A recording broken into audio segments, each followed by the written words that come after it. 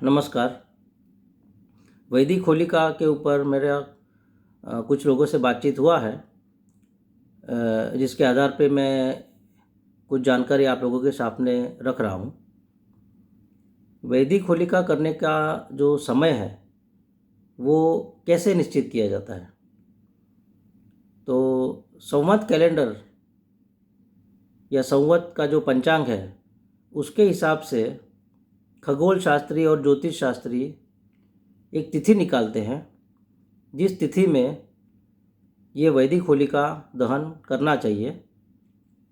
और उसका जो कारण है वो इस तरह से है कि जब ऋतु परिवर्तन होता है तो उस समय वातावरण में बहुत सारे बैक्टीरिया और वायरस बढ़ जाते हैं। तो अभी हमारे पीछे सर्दी थी और हमारे आगे गर्मी आने वाली है।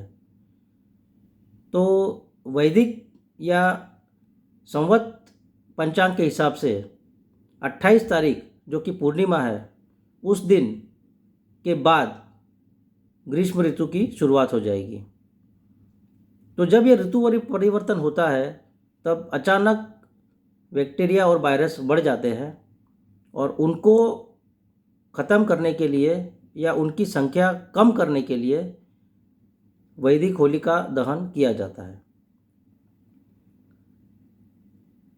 उस दिन पूर्णिमा होती है और उस दिन चंद्रमा जो होता है वो 16 कलाओं में खिला होता है।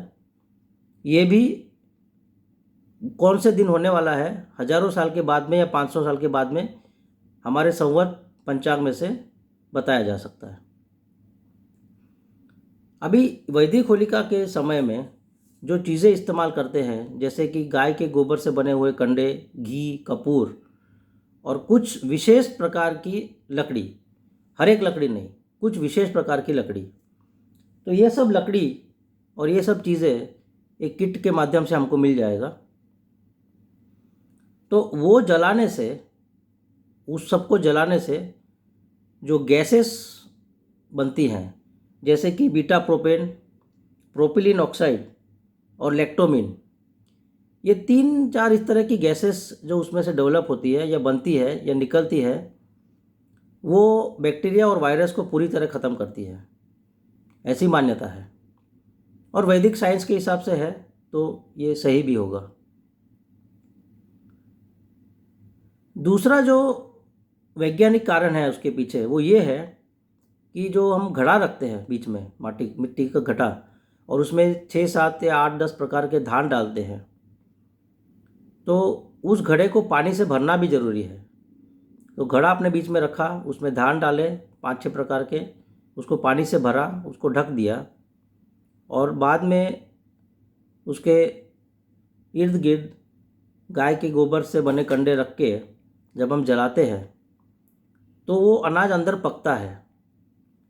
तो कौन सा अनाज किस तरह पका है और कितना पका है, उसके आधार पर जो किसान होते हैं वो खेत में बोने के लिए फसल डिसाइड करते हैं। जो ज़्यादा अच्छे से पका होता है उस फसल की, वो फसल अच्छे से आने की संभावना ज़्यादा होती है। तो ये उसका दूसरा कारण है। तीसरा जो कारण है वो ये है कि जो होलिका की जो फ्लेम होती है, ज्वाला, वो जिस डायरेक्शन में ज़्यादातर रहती है उस डायरेक्शन के हिसाब से और नक्षत्रों की चाल के हिसाब से ये पता किया जा सकता है कि अगले साल या अब के बाद बरसात कितनी आएगी, कैसी आएगी और कौन सा अनाज या धान या कौन सी चीज़ उगाने से किसानों को फ़ायदा होगा। तो ये 3-4 ऐसी कुछ चीज़ें हैं जिसके ऊपर आधारित ये एक विज्ञान है। अब बहुत लोग ये सोचते हैं कि हम सब मिलके या बहुत सारी सोसाइटियाँ मिलके एक बड़ी होलिका दहन करेंगे। तो बड़ी होलिका दहन एक जगह करने से वो फ़ायदा आपको नहीं मिलेगा जो छोटी छोटी होलिका अगर हम कई जगह पे करेंगे उसमें जो फ़ायदा मिलेगा। क्योंकि अगर आपकी सोसाइटी बहुत बड़ी है तो ऐसा भी आप कर सकते हैं कि 2 होलिकाएँ करो। अगर छोटी है तो 1 होलिका करो। कम से कम 500 कंडे से लेकर के 2000 कंडे के बीच में 1 होलिका हो, और हम लोग ये उम्मीद करें कि ये कम से कम 1 से 1.5 घंटा जले और एक ही समय पर जले। जैसे शाम को 7 बजे सभी होलिका एक साथ जले, तो इस तरह से जो हमको फ़ायदा होना चाहिए वो बहुत अच्छा फ़ायदा होगा। अब एक सवाल मन में आता होगा कि एक रात अगर इस तरह से हमने होलिका दहन किया तो क्या सभी वायरस मर जाते हैं और आइंदा नहीं आते हैं? तो नहीं, ऐसा नहीं है। ऐसा करने से बहुत बड़ा परसेंटेज वायरस का कम होता है, लेकिन वायरस पूरी तरह से ख़त्म नहीं होते हैं। तो उससे बचने के लिए अग्निहोत्र यज्ञ किया जाता है। अग्निहोत्र यज्ञ के अंदर गाय के गोबर से बने कंडे, अनपॉलिश्ड राइस या धान अनपॉलिश्ड, कपूर और घी, ये साथ में अगर हर परिवार अपने घर में जलाए थोड़ी देर के लिए शाम को, तो उस परिवार को और उस परिवार के आसपास का जो वातावरण है उसको इन वायरस और बैक्टीरिया से बचाव मिलेगा। बीच में कुछ दिनों पहले मुझे किसी ने बताया कि जो भोपाल गैस कांड हुआ था और उसमें कई परिवार अफेक्टेड हुए थे, तो 2 परिवार ऐसे थे जिनको कोई इफेक्ट नहीं हुआ, और उसका कारण ये था कि वो लोग हर रोज़ रात को या हर रोज़ शाम को अग्निहोत्र यज्ञ अपने घर में करते थे।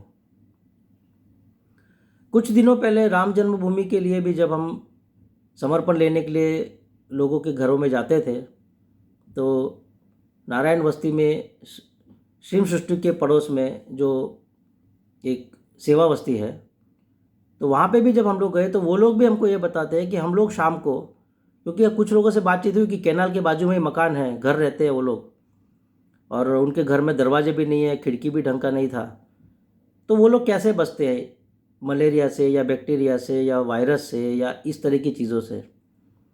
तो उन लोगों ने भी यही बताया कि हम लोग भी गाय के कंडे जला लेते हैं शाम को सोने से पहले और थोड़ा फ्यूमिगेशन कर लेते हैं, तो हमको कोई परेशानी नहीं होती है। तो ये कुछ ऐसे फैक्ट है जो हमारे सामने हैं, लेकिन हम इनसे अनजान हैं। तो मेरा इस बार नारायण बस्ती ही नहीं, पूरे सारा में जितनी भी सोसाइटियां हैं और जहाँ तक भी ये मेरी बात पहुँच सके, उन सब से ये रिक्वेस्ट है कि इस साल आप वैदिक होलिका दहन जरूर करें। भले आपकी सोसाइटी छोटी हो या बड़ी हो, 500 से लेकर के 2000 के बीच में आप कंडों का वैदिक होलिका दहन जरूर करें, उसमें कपूर डालें और शाम को 7 बजे एक साथ करें, जिससे पूरे वातावरण में एक साथ वायरस और बैक्टीरिया कम हो।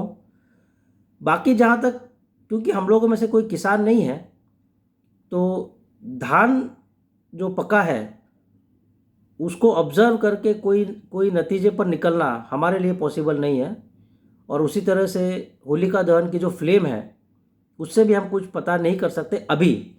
लेकिन अगर हम इसको ऑब्जर्व कर लें कि ज़्यादातर फ्लेम्स जो सारा एरिया में या नारायण बस्ती में जिस डायरेक्शन में गई और उस डायरेक्शन में जिस तरह से गई हैं, उसके बाद में आने वाले समय में जो बरसात आई या वातावरण में जो चेंजेस आए, उसको अगर हम नोट कर ले तो हो सकता है कि कुछ हमको पता लगे। तब तक अगर आप में से किसी को ऐसा कोई व्यक्ति मिले जो इन ऑब्जर्वेशंस को नतीजों में बदल कर हमको समझा सके, तो ऐसे आदमी से मुझे ज़रूर मिलना है और उसका फ़ोन नंबर या कॉन्टैक्ट डिटेल मुझे ज़रूर देना। धन्यवाद।